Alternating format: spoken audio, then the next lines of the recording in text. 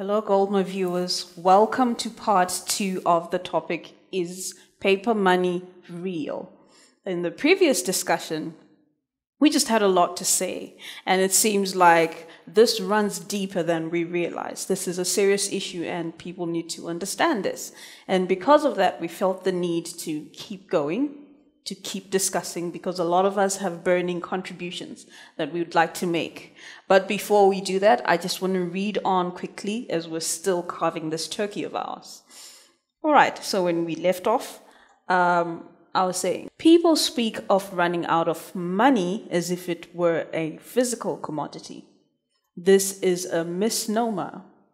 We can no more run out of money than we can run out of inches or miles. Money is a yardstick used to measure ownership and economic power. Money is fictitious. We create money by agreeing to attach value to it as if it were an object or commodity of palpable wealth. Our beliefs is what makes money real. Thoughts, anyone? Yeah, I mean, it's partially correct. But as I said before, there are other variables that you must consider. One of the variables is the fact that money has been a medium of exchange historically speaking. And that money has been typically gold. And you've had representations of gold throughout the history of time. So you have to say from a historical perspective that yes, that's partly true. Okay? About belief. In people assuming that metal, but there were some practical aspects. The fact that it would not corrode. So over time it stored the money. The fact that you couldn't fake it, you know what I mean? You couldn't bring me something else. Like you bring me some brass and you say, here's my gold. Somebody's like, nah, bro, nah, that's not it. In the fact that it was scarce and it took work to acquire it. So, like I said, it's part of belief, but there's that practical, which I just talked about.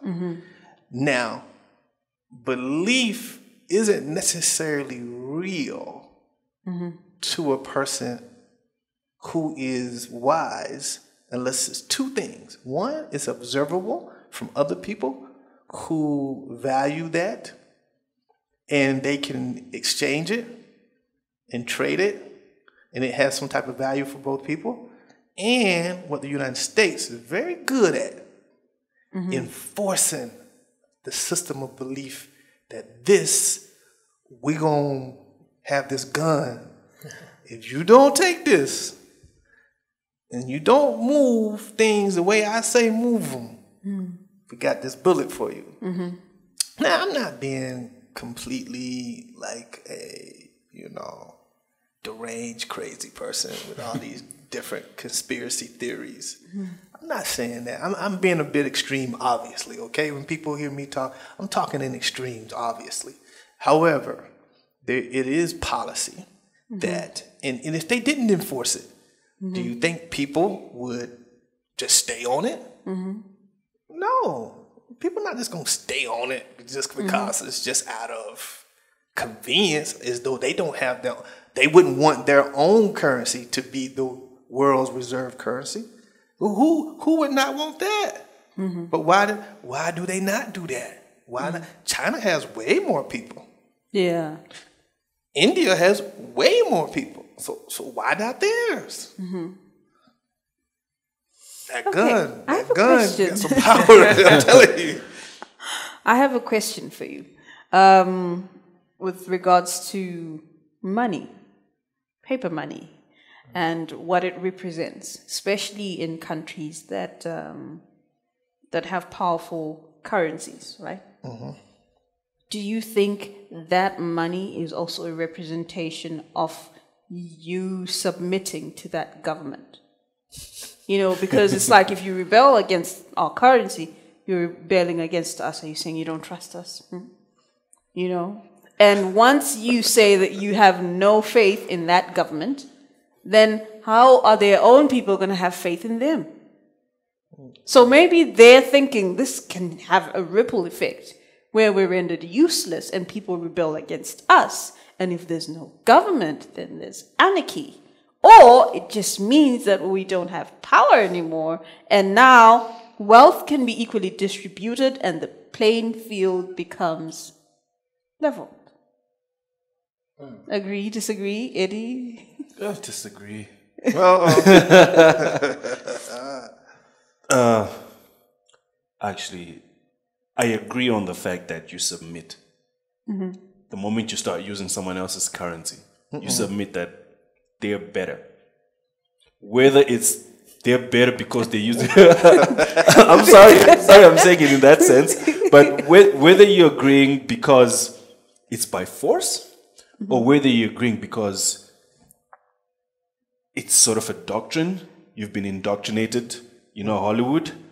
You know how it is where you see stakes every day. That subliminal effect where you see US dollars rolling. You're like, you know what? I want US dollars. And if it works like that, it's their genius. You've submitted whether by force or without. And it also, I want to say that it can never be a level playing ground. That's what they know. It can never be level, because the moment that we try and make it a level playing ground, that guy who has the resource is the guy who will have the power. Okay, I hear you. The moment, so that's why they, okay, let me not go there to the gun. take it there, buddy. Take it. That's why they use the gun. You know, they use the gun to even dig the gold here. And we don't even know that. You know, so what I'm saying is the level field should never be level in their eyes. That moment is when Africa will rise. I'll always go back to Africa because we have everything. That is. You mentioned that's Congo powerful. in a previous episode. How Congo has everything, literally has everything. Pumping it into the world. Yeah, if the level field was fair and all the resources coming from Congo should be the US. Oh, that's powerful. You go ahead, bro. Take it. Go ahead. I just wanted to roll it back just before we have like revolutionaries running around the world, you know. Okay. There's a practical decision-making element to things. So the competition with currencies, you know, you asked the question of wouldn't you want your own currency to be the world's reserve currency? There's a yes and a no. Okay. So the Chinese are perfectly happy to have the dollar as the world reserve currency because they can fiddle around with their currency. With their currency, yeah. Negotiations. That's why President Trump is always complaining that, you know, and all the presidents before him, it's not only Trump, they're complaining that the Chinese currency is undervalued because they know, the Chinese, that for them to be competitive, price is one of the things that they can compete on, and they can do that. So that's one part to it, you know. But the other thing about practical decision making, as I alluded to before, is, okay, here's what's happening. In the case of gold, I said, you know, over time, you know, just make the decision, man. Gold has been valuable for hundreds, if not thousands of years. But right now for currencies, this is the thing, is how do you move out of the dollar? Like practically speaking, strategically speaking. The countries that hold all these American treasury bills, they can't move out of it at once because they're holding, like China is holding over $1 trillion, right? Or some ridiculous number like that. So if they just back out of it, if they sell the first 100 billion, the market's going to drop. So now they lose the other 900 billion, already reduces in value. So they're sort of held hostage both by the gun and by market forces. Because for them to move out, it means they're going to lose a lot of money on what they already own. So they're sort of stuck. That's why American power is very unique. Because the American government can run like wide budget deficits because they know every other country on earth who's holding like those treasury bills, China, Japan, the European Union, all those countries, they sort of have to buy them. Otherwise their nation's wealth is going to go to zilch. if the market for those treasury bills collapses. Good point. I mean, very good point. And I got to do a little pushback on both of these points that I made. You know, first, let's go back to the Congo contention regarding being a level playing field. There is some truth to it. But what makes America be able to do such a thing? Why? Because they don't necessarily have the natural resources when it comes to, you know, gold and minerals and whatnot. They don't have that. But what they do have is they have the ability to organize themselves. Exactly. And and actually present a front, a specific policy that everyone will yield to. Like you said, yield. You deal with this. And it's not like, okay, the military is Republican, Democrat. No, it is a representation of the United States of America. That's the issue. You know, and I guess I go back to the gun and the ability to call the United States, and they don't have a problem dropping them bombs.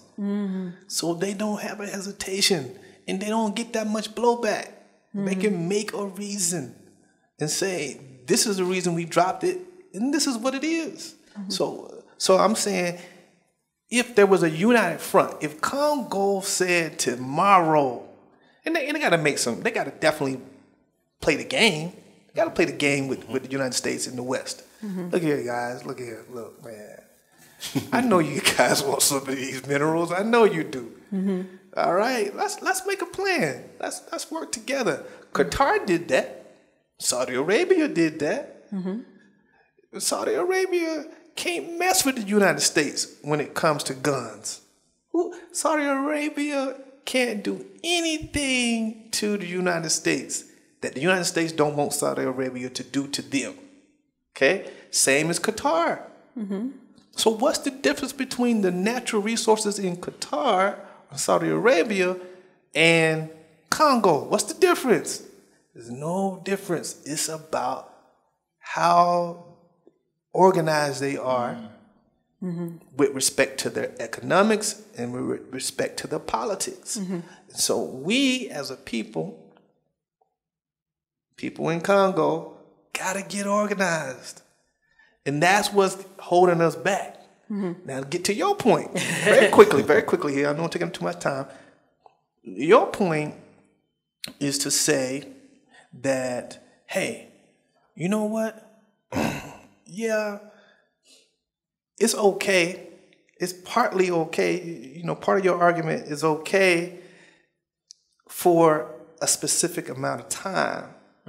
But I still keep bringing up the fact that, same as I tell him, until we decide to organize ourselves and present a united front and say, this is what our policy is with respect to our natural resources.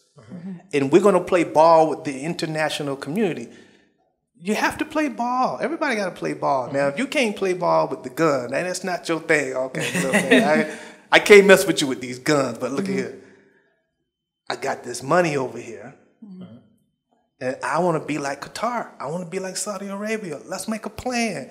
Immediately, it changes things, man. It changes the dynamics when you're able to begin to present that type of political and economic policy.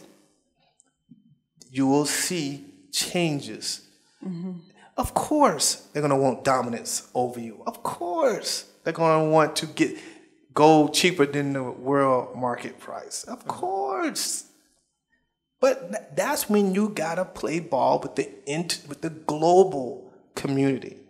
And that's what's going to make the difference, man. That's it. I'm gonna leave All right, we are going to move on. All right. Right. Such a shame. In this article, such a shame, hey? It's a very deep subject. I think we're going to have like so many days of discussing this off camera. Anyway, the article goes then to talk about the things that actually have value. I remember we talked about this in pre-production, and Mr. J is constantly talking about this. And this is what they say. The most valuable thing in the world to us is oxygen in the air that we breathe. Without it, we would be dead in a matter of minutes. A close second would be clean drinking water. Again, life could not take place without this commodity. In financial terms, however, the life-sustaining air and water have little value. We simply breathe the oxygen around us, and with a small charge, we drink water supplied by the municipal water system. In contrast, we believe that two substances of comparatively little use, silver and gold, have great intrinsic value. Their substance is recognized as a medium of exchange. Now we're just going to stop right there. This man or woman is saying that instead of valuing the things that give us life for us to be able to live, we are valuing things that we have attached value to. Like it didn't come with that value. We attached it. Do you guys agree? It's true. It's true. To an extent. To an extent. Yeah. It's true, you know. Somebody, like you said earlier, you said there's been a great deception. People have, like my brother said right here, they got a hype man. They got a hype machine that's hyping up the value of different things that may not necessarily be truly intrinsic with respect to value to you. You know, I always preach this. You know, food, water, and air. Those are the things that got intrinsic value. But how do you get access to the food? How do you necessarily get access to the water? How can you guarantee that access? Through economic value. And how you can necessarily do that is you got to start thinking about money differently than what you thought about previously, because if you're a person and you looking at this program and you need money, obviously you cannot think the same way that has you needing money right now. That thought that you've had all this time is not working. You got to begin to have a new thought with respect to money. And you got to go back and read historically what has stored money, what has been able to survive the history, and what will continue to survive gold. But what's the new 2.0 gold? Cryptocurrency, blockchain technology. And so when you find that it's somebody who came all the way from America, all the way to Zimbabwe, a place that they will tell you, hey, man, why you over there? They got a lot of problems over there. Why you over there? Nobody gonna believe you over there. Oh, you falling for that Africa scam, brother. What's going on with you? Heard that a lot. Yeah, people ask me that. And I quickly tell them, come see. Look what's happening. Look at the people that's around us. Look at people from California in our advisory group, these big lawyers. Look at these major mining consulting firms. Look at the people around. Look at the type of money that we're talking about. We're not talking about peanuts here. I'm not talking about a couple of dollars. Okay? So this is what I mean. And so I'm going to stop right now because we got to get ready to go. I'm going to stop talking so much. Okay. I have something to say as far as what has just been said here is concerned. When they say that the actual things that have value is oxygen and water, maybe the reason that they're not, the reason why people don't hype the fact that we have oxygen and whatever is because it's an abundance. So the demand is pretty much zero, you know. As long as you're able to inhale and exhale, that's all you need. And how would you commodify it?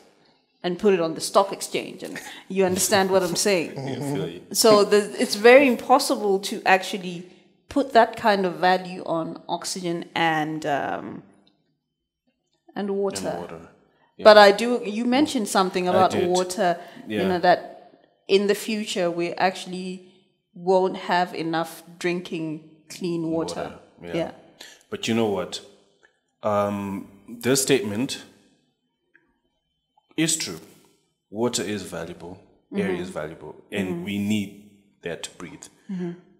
But also is eating and reproduction, right? But if you want to continue in that path of eating, breathing, drinking, and reproducing, you need some sort of security. Yeah. You need a way to guarantee that you're going to be able to do that. Your livelihood, because like it or not, we live in the world with people with different agendas. A lot of different things happen, and you still need to secure your own way of life. And for you to stay breathing, we all know that that's valuable. You need some sort of security. You need something that has been working for a long time, and to me, that is gold. And in the modern world that we live in, we're transitioning into the digital age. As you may, you can't move with a bullion bar around. How do you do it? Cryptocurrency. You can divide it into as much as you want, but still maintain your value. So my statement is yes, oxygen, all of that is valuable. And if you still want to maintain and be part of the breathing, be part of the living, you need security. You need real value. You don't need fake value. Yeah. Before I move over to, thank you, Mr. Eri. Before I move over to Ruben over there, I also want to say the things that they're describing, clean water and oxygen. And you also added breeding and reproduction and eating. To me, that means survival. Yeah. It doesn't really mean living. And there's a difference. Thank you. Yes, I don't want to survive, in the words of Solomon Northup in the movie 12 Years a Slave. Okay. I don't want to live. I don't want to survive. I want to live. And perhaps gold and silver is the wealth that will get me the life I want to live. Amen, sister. Amen. Mr. Ruben. Thank you for going in that direction, because I am going in a completely different direction. I think the most important statement, in that paragraph, is in financial terms. Thank goodness there is no market for air.